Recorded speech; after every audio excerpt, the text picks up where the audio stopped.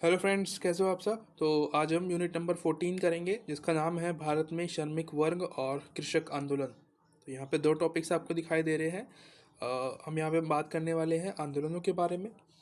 ठीक है, आंदोलन से क्या होता है आपको पता होना चाहिए कि जो कभी कोई किसी देश में कुछ लोग आंदोलन करते हैं तो वो बेसिकली किसी चीज़ की मांग कर रहे होते हैं, उन्हें कुछ चीज़ अच्छी नहीं लगती तो वो उसके लिए विरोध प्रदर्शन करते हैं। विरोध दिखाने के लिए गवर्नमेंट को आंदोलन किए जाते हैं। ठीक है, क्रांतियाँ की जाती हैं और हड़ताल की जाती है। ठीक है, हड़ताल ये लोग करते हैं बेसिकली। ठीक है, ये काम छोड़ देंगे, काम नहीं करते उसको हड़ताल बोलते हैं। तो ये काम जो है आपको ये दो तरीके से देखने को मिलेगा। एक तो श्रमिक वर्ग है और एक है किसान लोग हमारे। ठीक है, दोनों ही इम्पॉर्टेंट है। और सबसे ज़्यादा आपको यहाँ पे जो श्रमिक वर्ग है ना, जो एम्प्लॉयज़ है उनके बारे में देखने को मिलेगा। ठीक है, एम्प्लॉयज़ के बारे में इस वाली बुक में ज़्यादा लिखा हुआ है। तो हम इसलिए ऐसा नहीं कि जो किसान है उनके बारे में नहीं लिखा है, यहाँ पे थोड़ी बहुत चीज़ें लिखी हैं, एग्जाम्पल ज़्यादा दिए हुए हैं कि कैसे कैसे कहाँ कहाँ पे प्रोटेस्ट किए गए हैं इनके द्वारा। तो वही हमें पढ़ना है। इंडिया के अंदर हम बात करेंगे सिर्फ इंडिया के पॉइंट ऑफ व्यू से।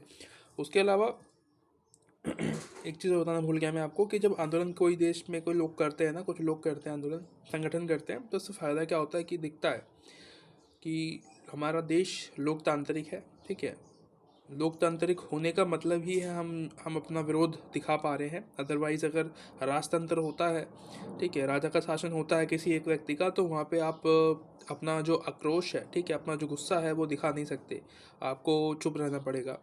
तो ये लोकतंत्र की पहचान होती है। अब ये बुक का नाम ही आपको पता होगा, लोकतंत्र, भारत में लोकतंत्र और विकास के बारे में है। तो आंदोलन करने से भी हमें पता चलता है कि देश लोकतंत्र है या नहीं।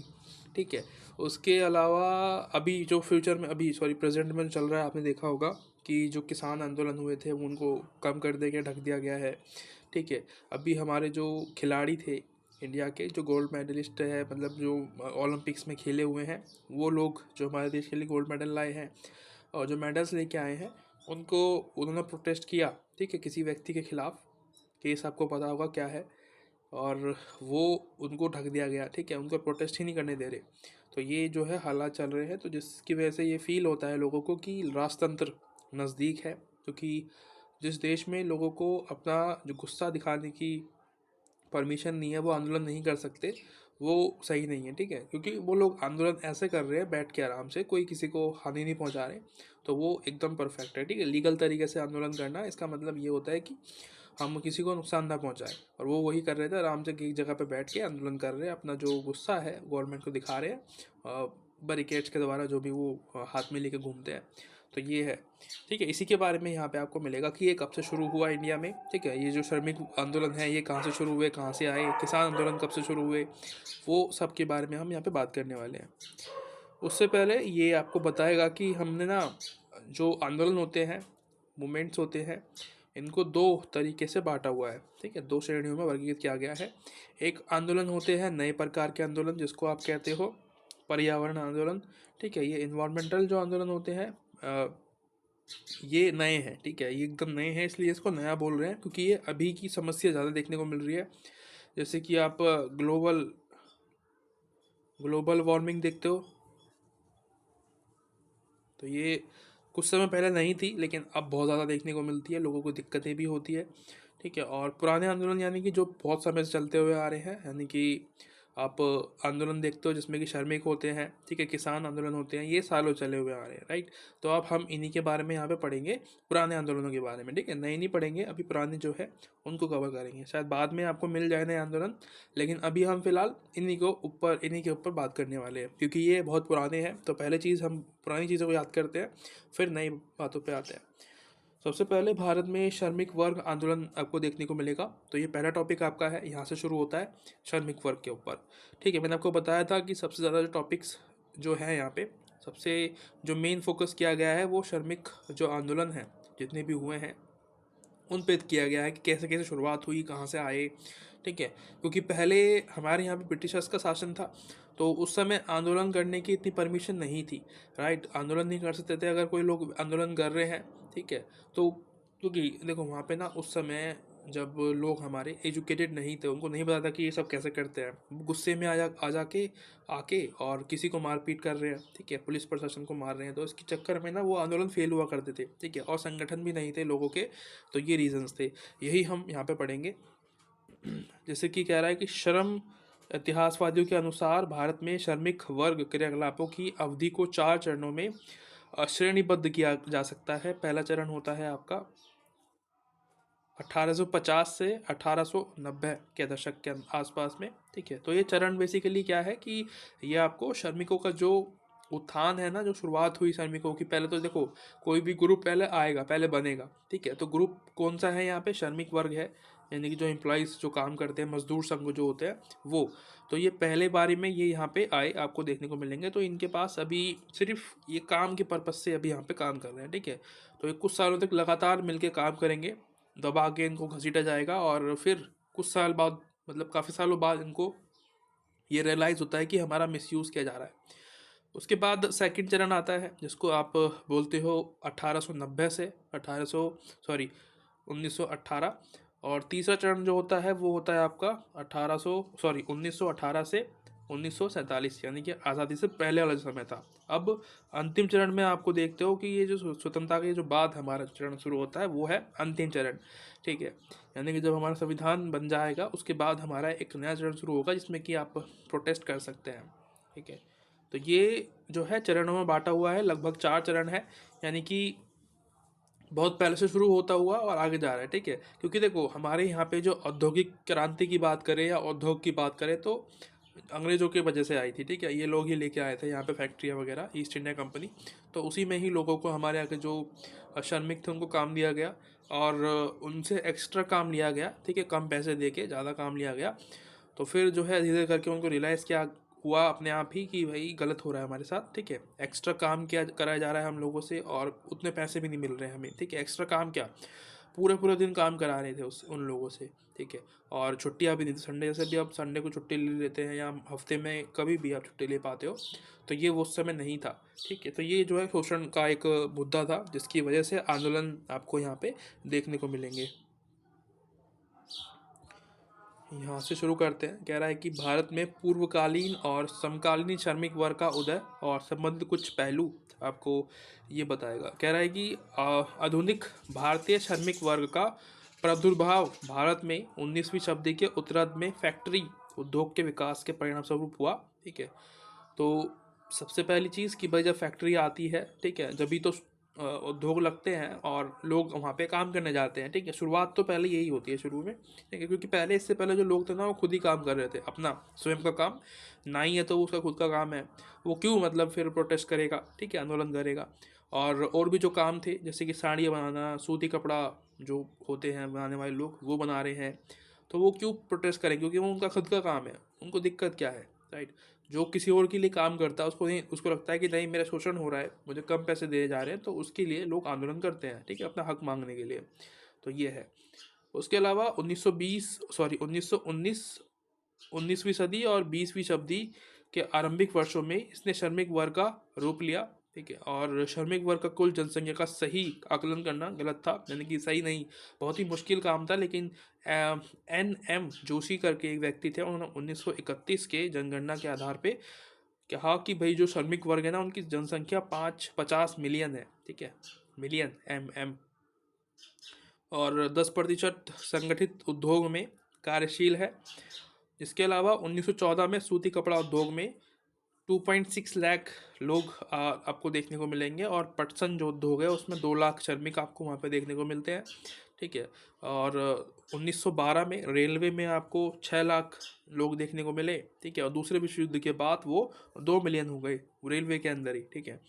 और 1.5 मिलियन को रेलवे में, और 1.2 मिलियन को ब्रिटिश आधिपत्य वाले बगानों में रोजगार मिला हुआ था। तो ये क्या है कि रोज़गार तो था उन लोगों के पास, लेकिन उनका ऐसा मानना था कि हमें ना सही से जो है चीज़ें नहीं दी जा रही है, और प्रॉब्लम्स है, तो इन्होंने प्रोटेस्ट करना जो है फिर अभी देखो यहाँ पे आपको कोई प्रोटेस्ट का नाम दिखाई नहीं देगा, ठीक है। अभी सिर्फ ये बता रहे हैं कि कैसे कैसे शुरुआत हुई, शुरू शुरू में कहाँ से काम शुरू हुआ, क्योंकि ये बता रहे हैं कि जो एक्चुअली में हमने आंदोलन देखे शुरू हुए वो 19वीं सदी में हुए शुरू, बड़े बड़े किस्म के आंदोलन जो थे 19वीं और 20वीं सदी में। क्यों? क्योंकि उससे पहले लोग जागरूक नहीं थे पहली चीज़, और उनको ये था कि यार ठीक है काम तो मिल गया ना, एटलीस्ट काम तो कर ही पा रहे हैं, तो इसीलिए, ठीक है। फिर बाद में कुछ विद्वान लोग मिले उनको, उन्होंने बताया कि यार आपका शोषण किया जा रहा है, आपको एक्स्ट्रा काम आपसे करा रहे हैं बहुत ज़्यादा, और कभी भी आपको छुट्टी नहीं मिलती है, किसी भी महीने में आप जो है रोज़ाना जा रहे हो, आप भी तो इंसान हो, ठीक है। तो फिर बाद में धीरे धीरे करके, क्योंकि देखो कोई भी चीज़ होती है ना वो फैलने में टाइम लगता है, कुछ अच्छी बातें बताएगा कोई व्यक्ति तो उसको फैलने में काफ़ी समय लग जाएगा,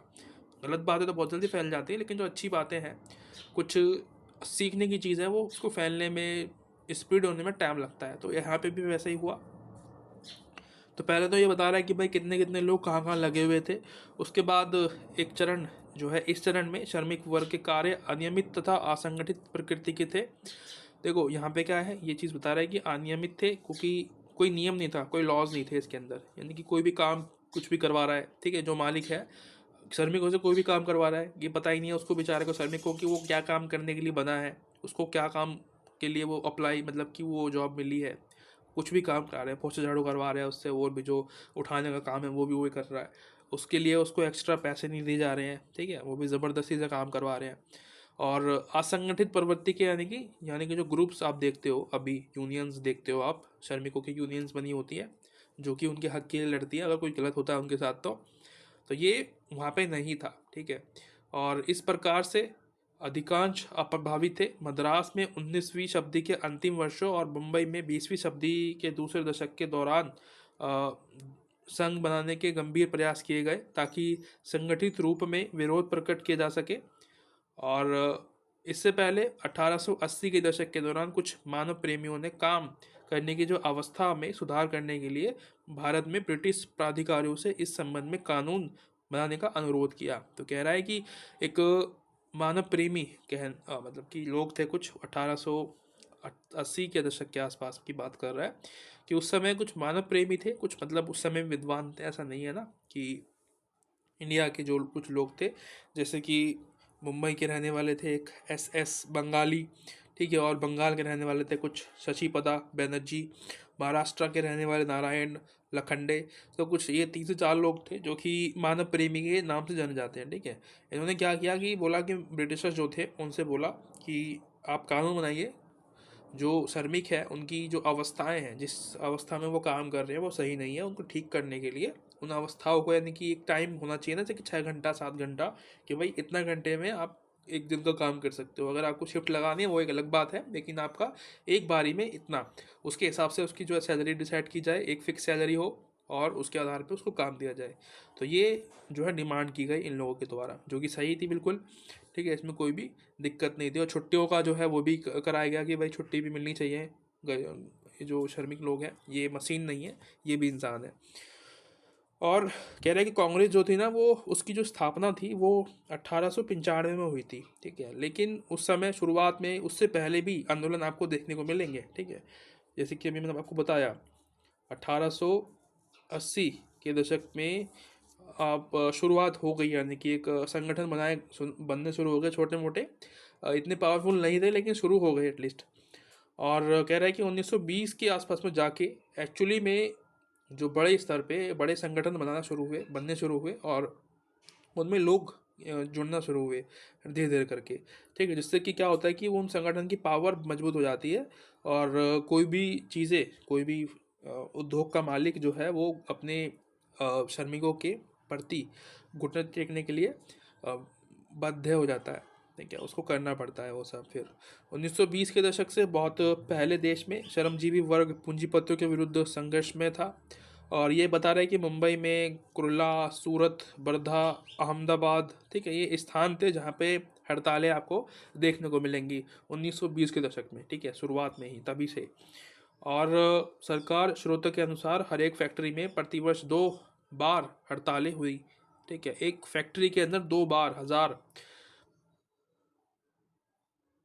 2 बार हड़तालें, मतलब 1 साल के अंदर, ठीक है, 2 बार हड़तालें बोला बहुत बड़ी बात है। यानी कि फैक्ट्री में मतलब कि उनके लिए बिल्कुल काम सही तरीके से नहीं दिया जा रहा है उनको, जिसके कारण ऐसा हो रहा है।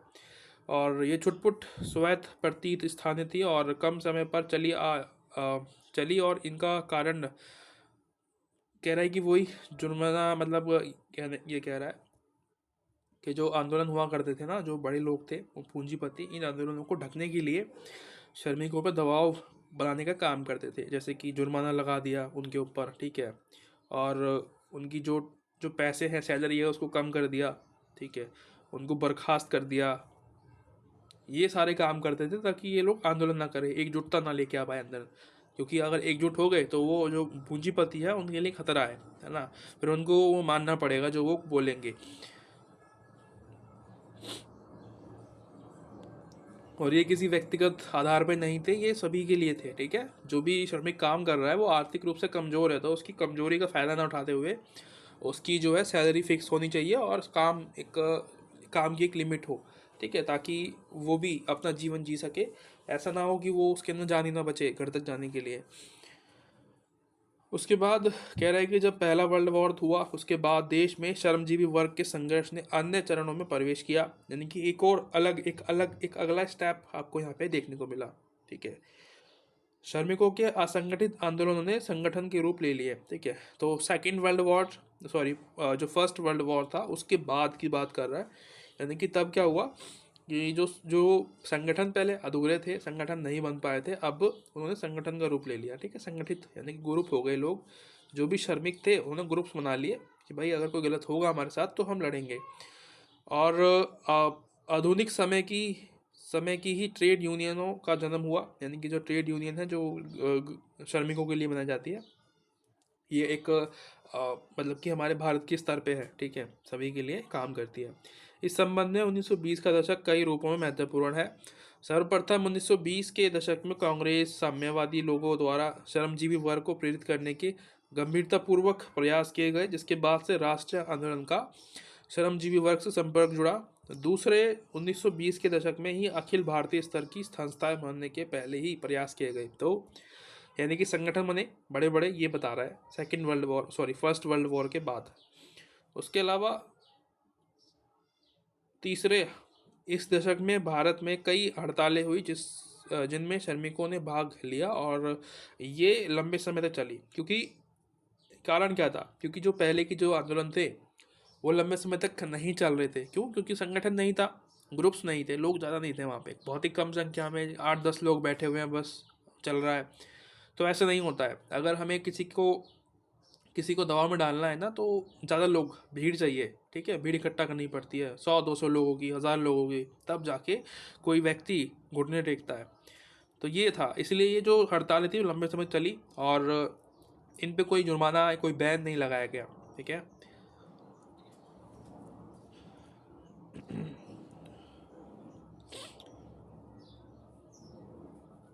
यहाँ पे कुछ टॉपिक बता रहा है कि भारतीय राष्ट्रीय कांग्रेस ने 1920 के दशक से श्रमजीवी वर्ग को प्रेरित करने की विचार किया।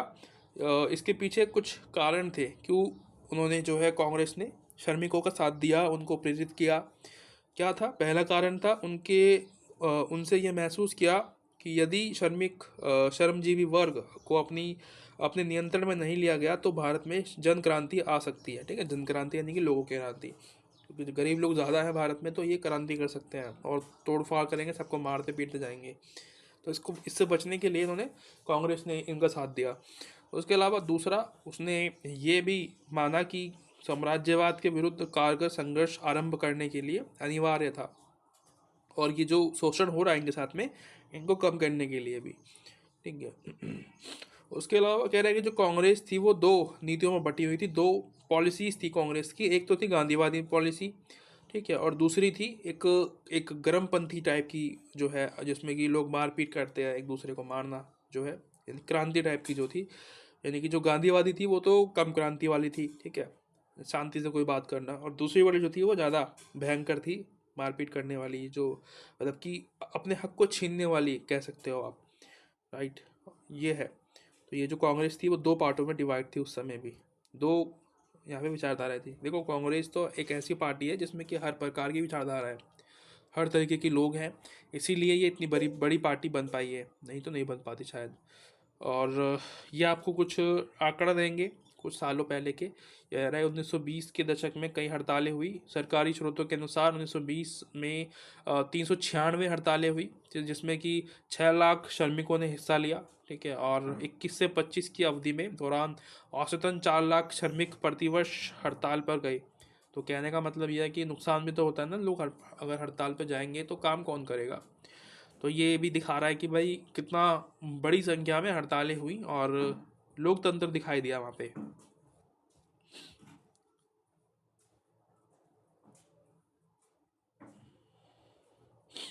ठीक है, उसके बाद ये अपना जो आज़ादी के बाद का समय को बता रहा है कि कैसे कैसे जो हमारे यहाँ के श्रमिक है, कृषक है, जो किसानी वगैरह करते हैं, उनको कैसा छूट मिली कि भाई वो कर सकते हैं। ठीक है, अपना जो विरोध है वो कर सकते हैं, अपने हक मांगने के लिए कोई दिक्कत नहीं है। वो संविधान में भी दिया हुआ है कि प्रोटेस्ट कर सकते हैं, ठीक है, शांतिपूर्वक बैठ के, उससे कोई दिक्कत नहीं है गवर्नमेंट को।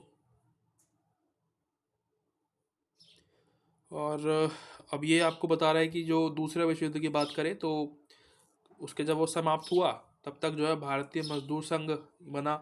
उसके अलावा union, Akhil Bharatiya trade union जो है करके एक संगठन है, मैंने आपको बताया था पहले भी, ये बनाया गया। ये पूरा एक राष्ट्रीय स्तर का आपको देखने को मिलता है। ठीक है, संघ जो है ये गरीबों के लिए, ये श्रमिक वो जो वर्ग होते हैं उनकी सहायता के लिए बनाए जाते हैं।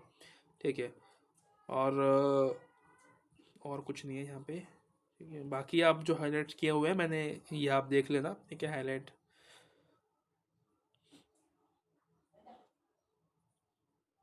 ये आपको ना यहाँ पे बताएगा कि 1991 में नई आर्थिक नीति अपनाई, जिसमें कि आपको पता है कि उदारीकरण, निजीकरण और सार्वभौमिकरण आपने देखा।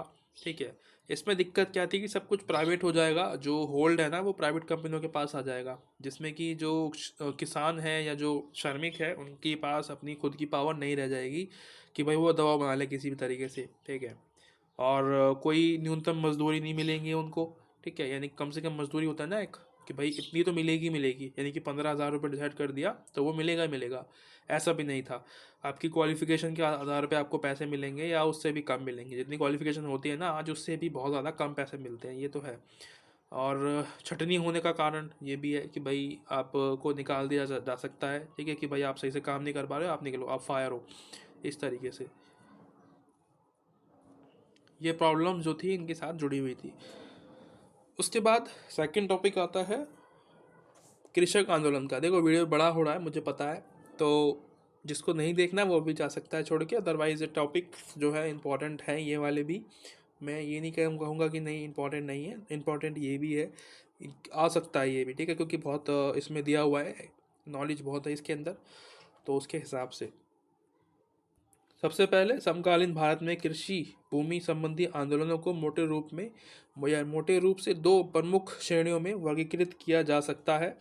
पहला है छोटे किसान आंदोलन जो होते हैं उनको, जिसमें कि उनकी जो आर्थिक स्थिति है उनको ठीक करने के लिए ये आंदोलन किए जाते हैं। ठीक है, कृषक आंदोलन जो होते हैं छोटे किसान, और एक होता है बड़े किसान। दूसरा बड़े किसान वाला है। ठीक है, बड़े किसान के लिए आंदोलन जो होते हैं वो आपको देखने को मिलते हैं। यानी कि जो किसान आंदोलन है इनको भी दो कैटेगरी में डिवाइड किया गया है, छोटे किसान और बड़े किसान, जिनके पास ज़्यादा ज़मीन है और जिनके पास कम ज़मीन है। बाकी इनकी जो कुछ और आपको पढ़ना है तो ये आप पढ़ लेना, आपकी मर्ज़ी है। बाकी जो मैंने बताया था आपको उतना भी काफ़ी है आपके लिए। ठीक है, ये आपको एग्जाम्पल बता रहा है कि कहाँ कहाँ पे आंदोलन हुए। ठीक है, किसान आंदोलन बेसिकली। तेभंगा आंदोलन हुआ दूसरे विश्व युद्ध के तत्काल बाद। ठीक है, ये आपका उत्तरी बंगाल में स्थित है। ठीक है, इसकी मांग क्या थी कि जो भूमि किराए होते हैं ना उसको, ये पहले इनको हाफ मिलता था यानी कि आधा।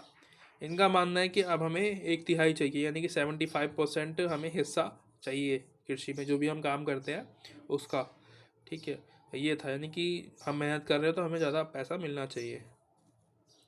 उसके अलावा तेलंगाना में आपको देखने को मिलेगा एग्जाम्पल के तौर पे, और 1946 में। ठीक है, ये 46 से अक्टूबर 1951 तक चला। ठीक है, ये रहा, और ये बहुत बड़ा आंदोलन आपको देखने को मिलेगा बहुत ही लंबा जो है ये है।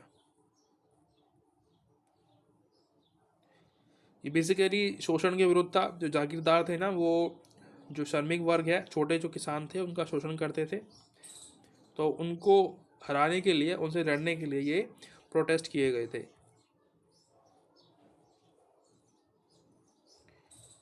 पश्चिम बंगाल में एक आंदोलन हुआ, ठीक है। उसके उत्तर हिस्सा जो है उसमें नक्सलवाड़ी कृषक आंदोलन इसको बोलते हैं, ठीक है।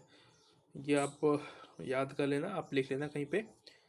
ये आप एग्जाम्पल के रूप में एग्ज़ाम में यूज़ कर सकते हो, ठीक है। तो आशा करता हूँ ये वीडियो आपको पसंद आई होगी, थोड़ा बहुत भी कुछ सीखने को मिला हो, हेल्प मिली हो मुझसे, तो आप मुझे सपोर्ट कर सकते हैं। तब तक के लिए मिलते हैं अगली वीडियो में, ठीक है। Bye bye, thank you so much.